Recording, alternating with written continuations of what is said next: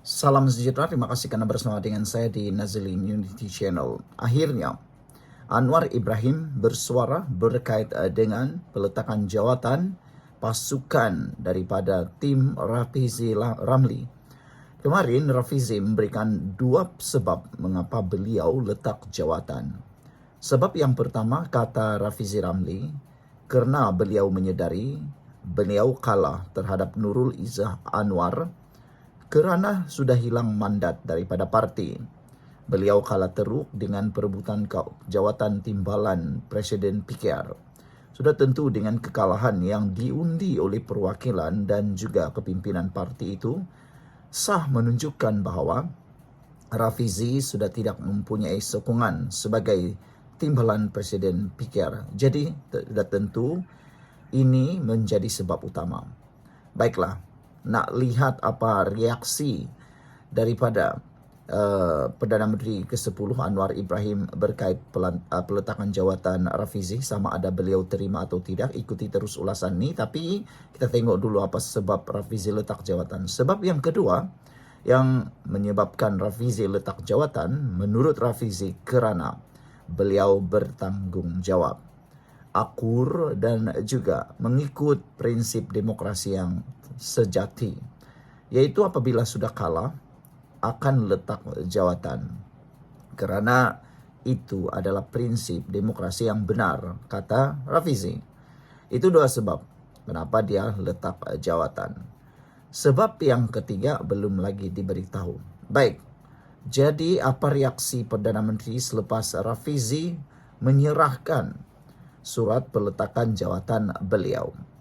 Surat peletakan jawatan Rafizi akhirnya sampai ke tangan Perdana Menteri, dan di dalam surat itu sebenarnya Rafizi telah pun menyatakan permohonan cuti untuk Rafizi dan Nik Nazmi. Apa yang Anwar Ibrahim buat? Ada yang kata dia tak luluskanlah, ada yang mau diluluskanlah dan macam-macam. Akhirnya ini jawapan daripada Anwar Ibrahim.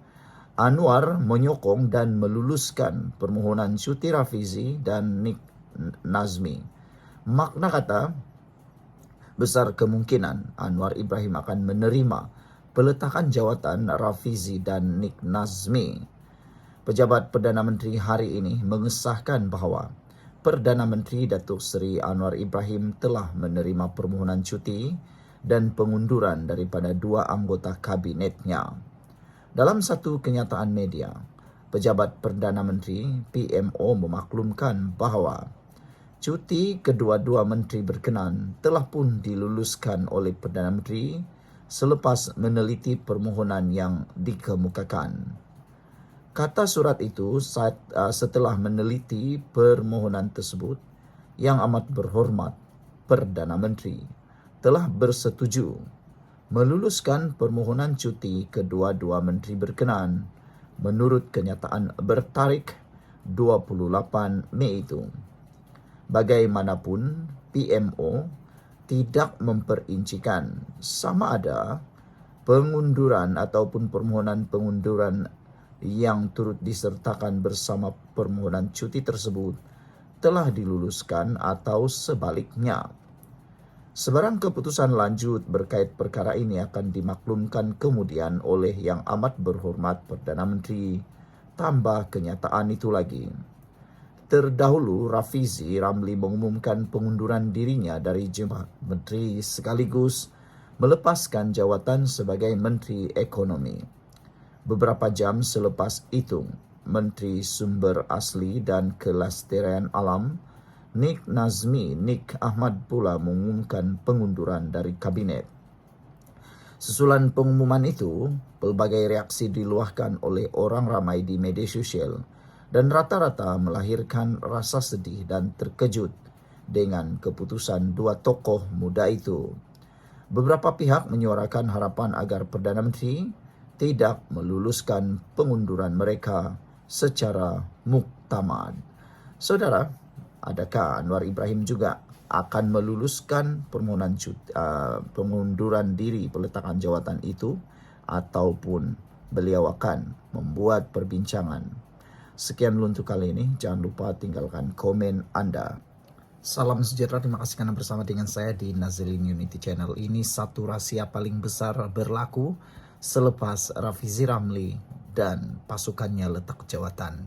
Yang terkini, yang telah pun sah letak jawatan ialah Nick Nazmi. Oke, rahasia ini sebenarnya kita dapat hidu melalui pengakuan ataupun pendedahan daripada seorang ahli PKR yang cukup terkenal di seluruh Malaysia.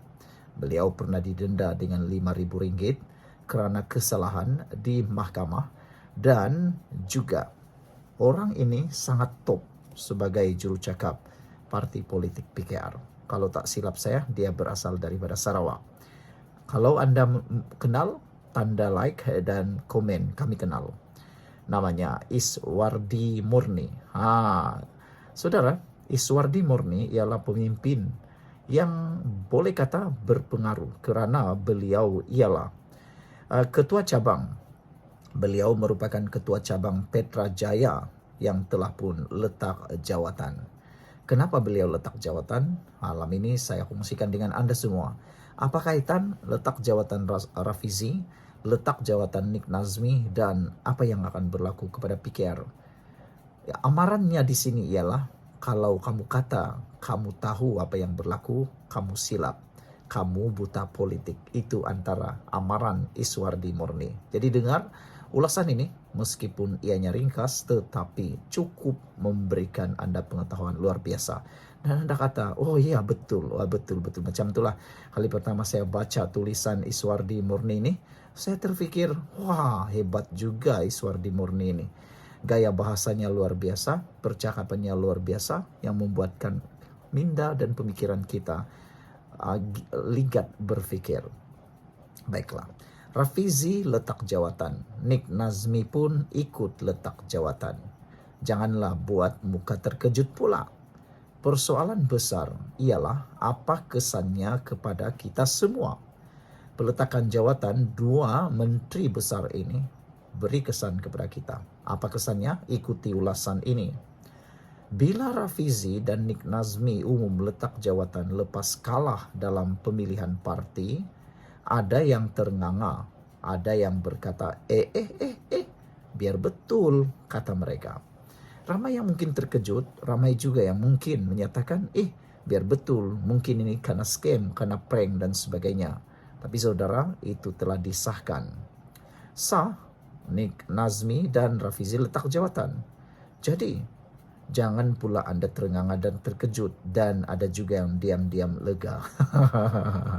Ada yang lega mereka letak jawatan. Mungkin sebahagiannya ialah pembangkang walaun. Okey, baik. Bagaimana pula dengan anda? Adakah anda juga terkejut? Ataupun anda juga pura-pura diam, lega? Mana kategori anda? Bagi Iswardi, beliau kata dia tidak terkejut langsung. Kenapa dia tak terkejut? Sebab itu memang prinsip reformasi yang mereka pegang sejak dulu. Kala letak jawatan, barulah bertanggung jawab. Inilah pemimpin yang luar biasa. Hebatnya. Lihat saja macam di Jepun, di Korea. Kalau mereka bersalah, letak jawatan. Kalau mereka didakwa, letak jawatan. Kalau mereka hilang mandat, mereka letak jawatan. Dan lebih penting lagi, kalau mereka kalah dalam pemilihan parti, mereka letak jawatan. Tapi lain pula di Malaysia nih, jangankan kalah pemilihan parti, kalah di dalam pilihan raya pun ada yang hampir-hampir tak nak letak jawatan. Sudah berjanji akan letak jawatan dan memberi laluan kepada orang untuk naik Perdana Menteri, taklah pula beri laluan. Macam itulah kan. Sudah tahu, sudah hilang sokongan parlimen, tapi masih juga nak terhege-hege mempertahankan tutup itulah, tutup inilah, tutup parlimen dan macam-macam lah. Itulah di Malaysia. Tapi syukurlah, ada juga orang yang berpegang pada prinsip kalau kalah letak jawatan. Itu namanya bertanggung jawab. Kata Iswardi, saya sendiri dulu masa dikenakan denda RM5,000, beliau terus letak jawatan sebagai ketua cabang Petra Jaya. Walaupun Kalau nak tunggu habis penggal, boleh saja. Bukan lama pun, tak sampai setahun pun. Tapi, apa yang dia buat, itulah prinsip, tetap prinsip. Kebertanggungjawaban. Walk the talk. Berjalan dengan apa yang mereka cakap. Ataupun lakukan apa yang mereka cakap. Jangan cakap saja tapi tak buat. Bila Rafizi kena tolak oleh perwakilan dan majoriti pimpinan parti, termasuk lebih 200 ketua cabang yang beri laluan kepada Nurul Izzah, itu bukan sekadar kalah. Itu signal yang jelas. Signal yang jelas bahawa apa? Dan dia telah terima dengan hati terbuka tabik spring kepada Rafizi Ramli. Dia terima dengan hati terbuka dan letak jawatan. Apakah signal yang diperoleh itu? Rafizi sudah tak memberitahu signal itu apa. Rafizi kata dia sudah hilang mandat daripada ahli ataupun kepimpinan parti. Jadi itu sebabnya Rafizi kata dia letak jawatan. Barulah hebat kan? Tapi ada juga yang tanya, macam mana pula yang tak pegang jawatan parti pun masih kekal jadi menteri? Macam mana tu?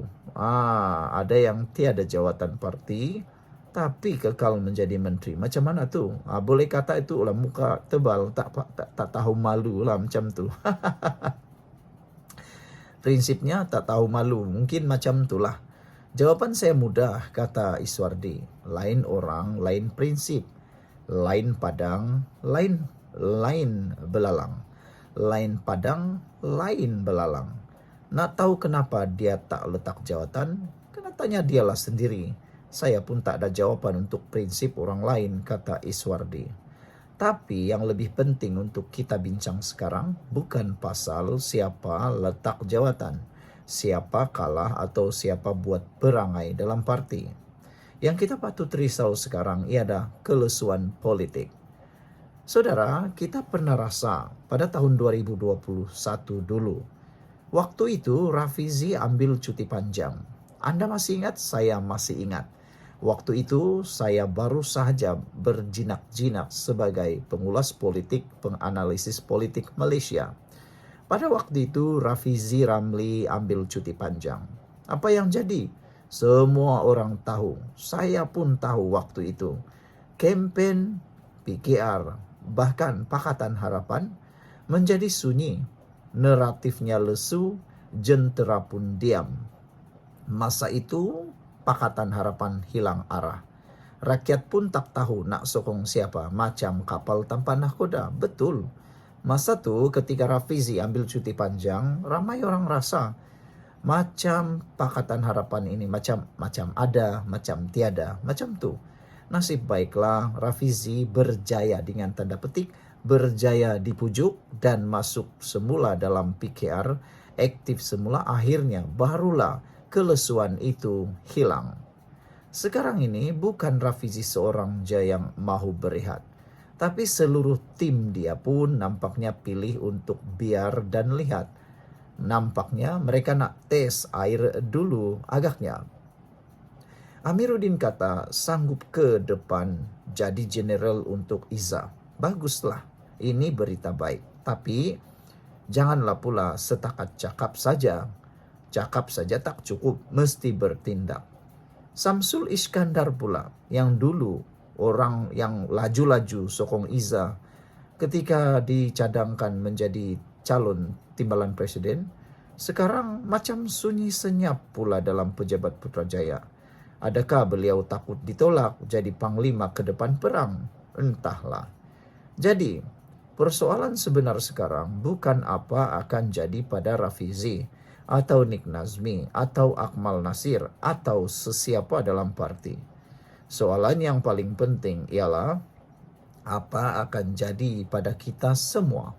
Pada kita semua, kata beliau. Apa nasib Pakatan Harapan? Apa masa depan Anwar Ibrahim? Dan macam mana kita nak hadapi 5 pilihan raya akan datang? Yang paling terkini, paling terdekat pilihan raya ialah pilihan raya negeri Sabah. Selepas itu Melaka. Selepas itu Johor dan menyusul yang lain. Dan silap-silap hari bulan yang paling terawal mungkin menurut teori daripada penganalisis politik, mungkin pilihan raya kecil Parlimen Pandan untuk tes market. Mungkin Rafizi akan letak jawatan sebagai ahli Parlimen Pandan dan membuka ruang untuk PRK, pilihan raya kecil Pandan. Mungkin itulah yang akan berlaku, tes market, tes air. Adakah Rafizi boleh menang? Menentang Nurul Izzah. Kalau Nurul Izzah mau jadi menteri, dia perlu jadi senator. Kalau Anwar perlu lantik jadi senator dan jadi menteri, nah tambah besar lagi lah cakap-cakap orang tentang nepotisme. Jadi tiada pilihan lain, Anwar kena mengarahkan satu pilihan raya dibuat melalui peletakan jawatan mana-mana ahli politik Parlimen PKR supaya Nurul Izzah boleh bertanding. Dan kalau Rafizi letak jawatan ahli Parlimen Pandan dan bertanding semula dalam Parlimen Pandan, mungkinkah Nurul Izzah akan menentang Rafizi di kawasan itu dan mau tes market siapa sebenarnya yang dipilih, bukan oleh pemimpin maupun ahli PKR sahaja, tetapi rakyat keseluruhan di Pandan. Siapa agak-agaknya? Saudara, apa nasib yang akan menimpa masa depan Anwar?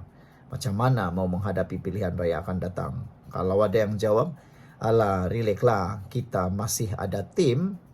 Jawapan terus terang saya, kata Iswardi. Dia kata, kalau itu jawaban kau, memang kau buta politik. Tinggalkan komen Anda. Jangan lupa tulis komen Anda dalam ruangan komen video ini. Jumpa lagi.